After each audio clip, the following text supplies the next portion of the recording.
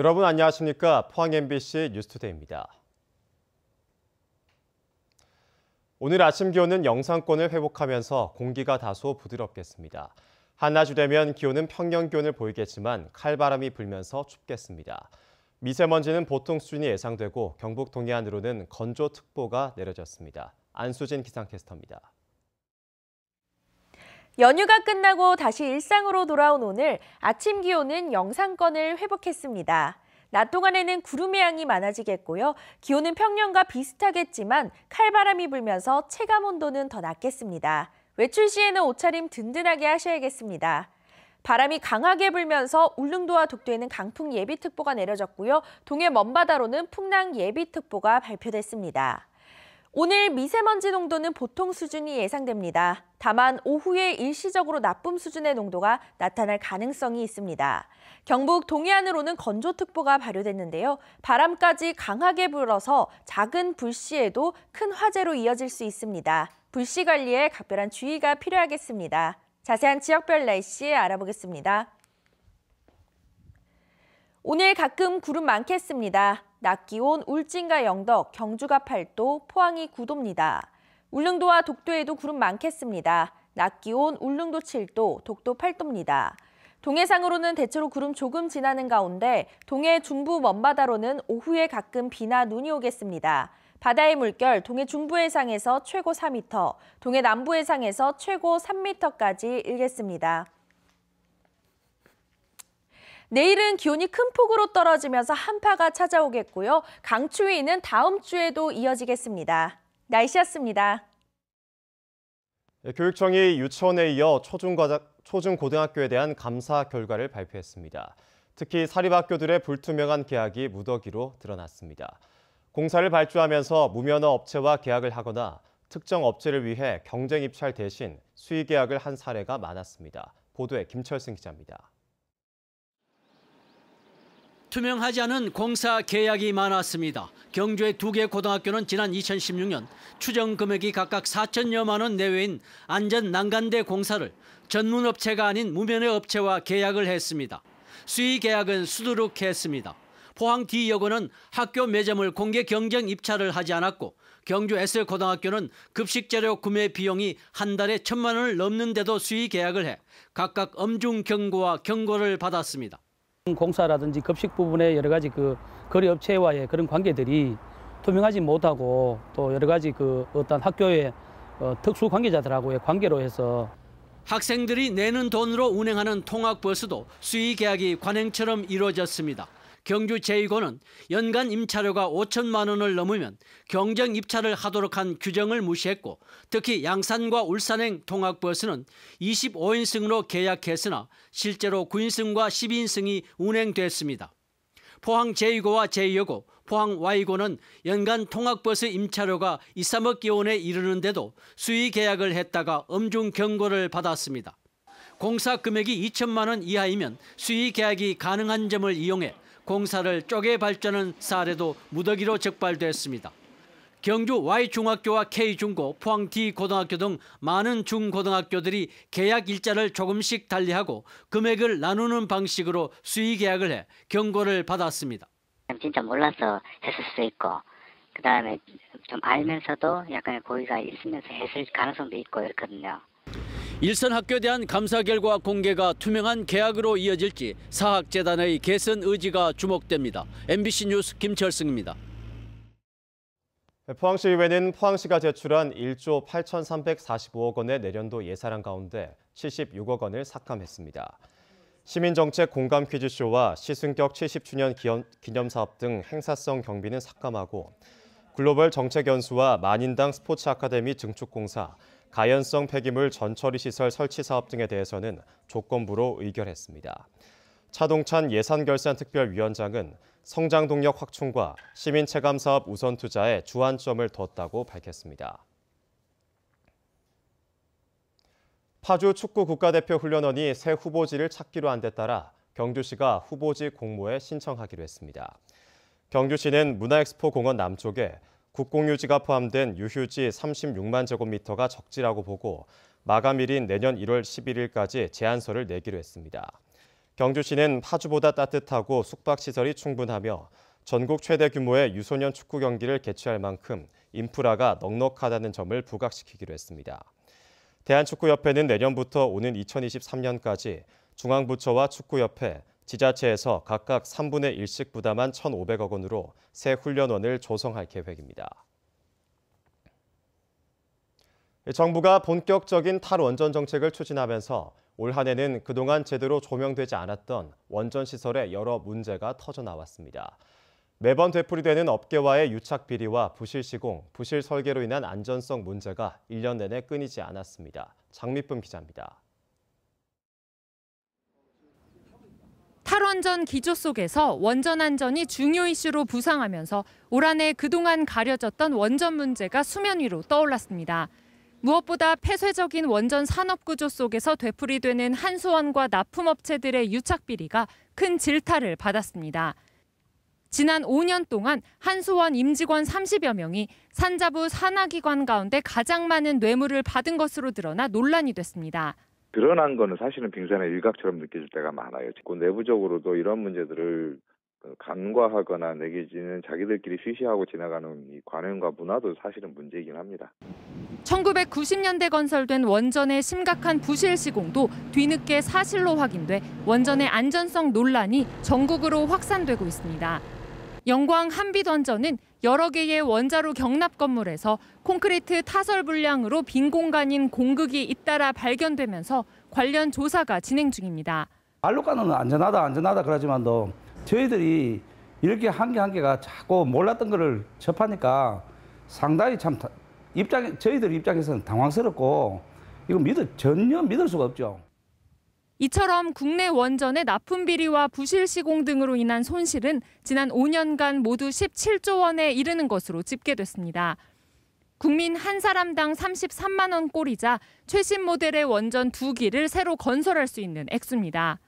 게다가 경주 월성원전에서 중유 원전 정비가 수백 건씩 누락되고 일부 원전 종사자들이 음주 상태에서 원전을 운전해온 사실까지 감사원 감사에서 드러나 큰 충격을 줬습니다. 이게 지금 상당히 만연한 게 아닌가 하는 그런 의구심이 들고요. 이건 정말로 비난받아 마땅하고 당장 고쳐야 된다 이렇게 생각합니다. 이 밖에 핵 폐기물을 수백 년 뒤까지 안전하게 보관해야 하는 경주 방패장의 부실 설계 논란까지 제기돼 원자력계의 자성과 함께 정부의 대책이 시급하다는 지적입니다. MBC 뉴스 장미쁨입니다. 경주시가 4분기 수산물과 정수장 식수 등에 대해 방사능 분석을 실시한 결과 허용 기준에 만족한 것으로 나타났습니다. 분석 결과 대형마트와 재래시장에서 유통되는 갈치와 고등어 등 16개 품종 중 일부 시료에서 미량의 방사능이 검출됐지만 방사능 허용 기준치보다 크게 낮았습니다.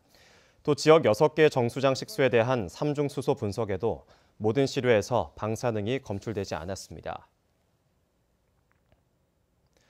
경상북도는 최근 도시계획위원회를 열고 경주시 서면 사라리 일원에 태양광 발전소를 건립하는 개발행위 허가안을 조건부 가결했습니다.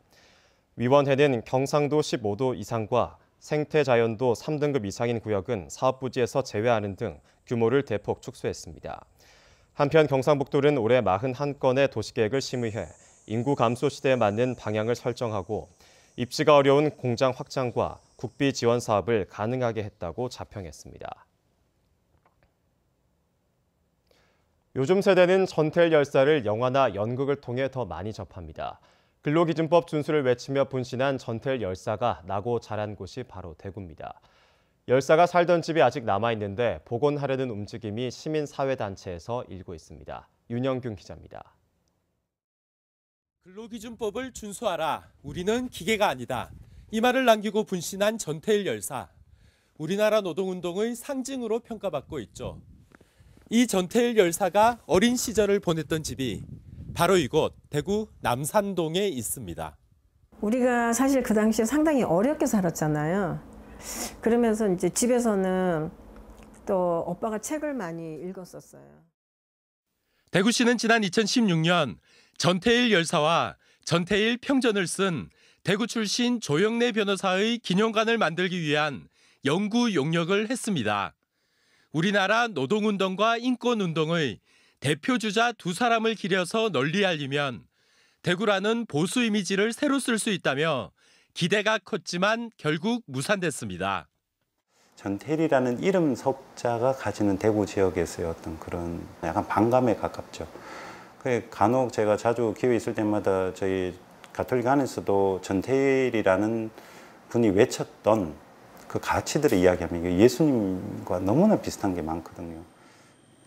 대구시는 대신 노사평화의 전당을 만들어 전태일 기념관을 설치하자는 제안을 했습니다.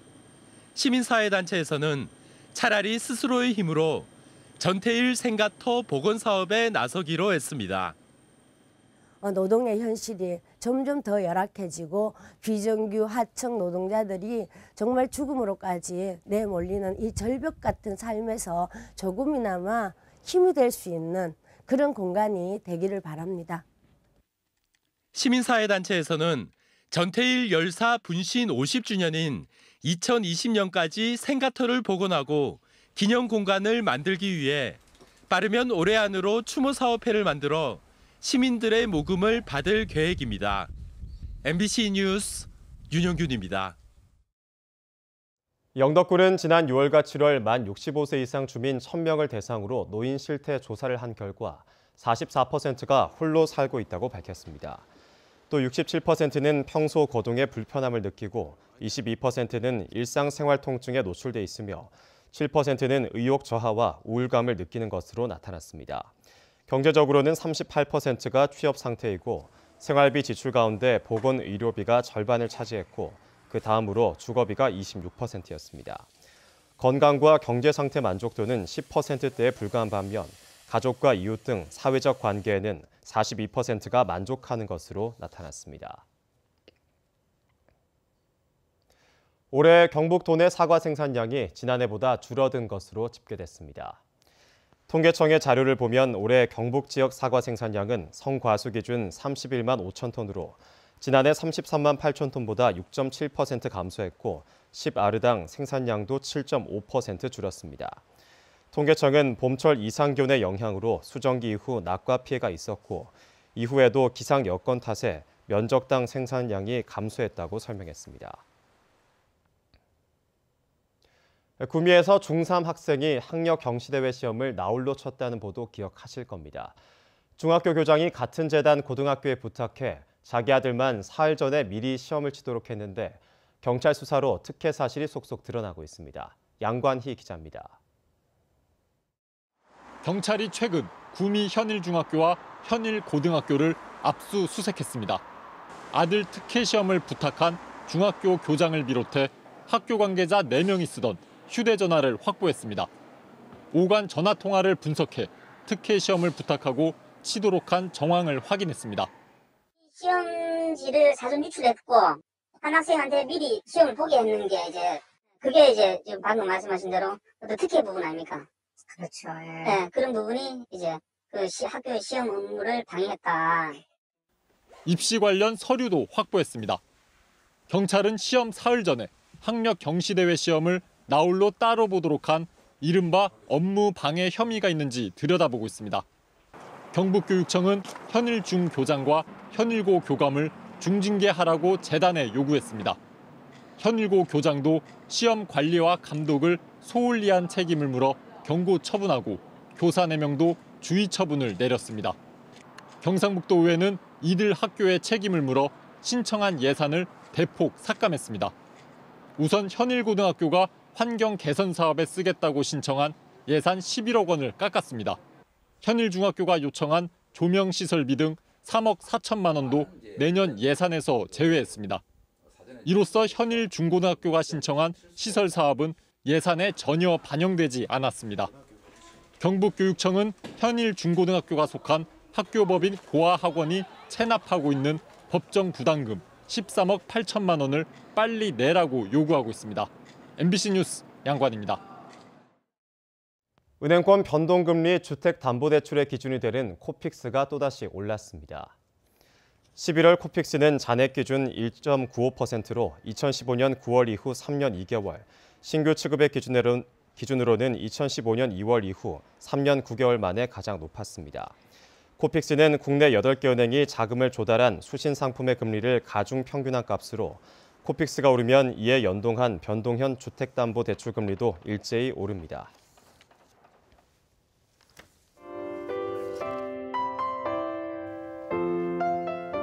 연휴가 끝나고 다시 일상으로 돌아온 오늘 아침 기온은 영상권을 회복했습니다. 낮 동안에는 구름의 양이 많아지겠고요. 기온은 평년과 비슷하겠지만 칼바람이 불면서 체감 온도는 더 낮겠습니다. 외출 시에는 옷차림 든든하게 하셔야겠습니다. 바람이 강하게 불면서 울릉도와 독도에는 강풍 예비특보가 내려졌고요. 동해 먼바다로는 풍랑 예비특보가 발표됐습니다. 오늘 미세먼지 농도는 보통 수준이 예상됩니다. 다만 오후에 일시적으로 나쁨 수준의 농도가 나타날 가능성이 있습니다. 경북 동해안으로는 건조특보가 발효됐는데요. 바람까지 강하게 불어서 작은 불씨에도 큰 화재로 이어질 수 있습니다. 불씨 관리에 각별한 주의가 필요하겠습니다. 자세한 지역별 날씨 알아보겠습니다. 오늘 가끔 구름 많겠습니다. 낮 기온 울진과 영덕, 경주가 8도, 포항이 9도입니다. 울릉도와 독도에도 구름 많겠습니다. 낮 기온 울릉도 7도, 독도 8도입니다. 동해상으로는 대체로 구름 조금 지나는 가운데 동해 중부 먼바다로는 오후에 가끔 비나 눈이 오겠습니다. 바다의 물결 동해 중부 해상에서 최고 4m, 동해 남부 해상에서 최고 3m까지 일겠습니다. 내일은 기온이 큰 폭으로 떨어지면서 한파가 찾아오겠고요. 강추위는 다음 주에도 이어지겠습니다. 날씨였습니다. 이상으로 포항 MBC 뉴스를 마치겠습니다. 여러분 고맙습니다.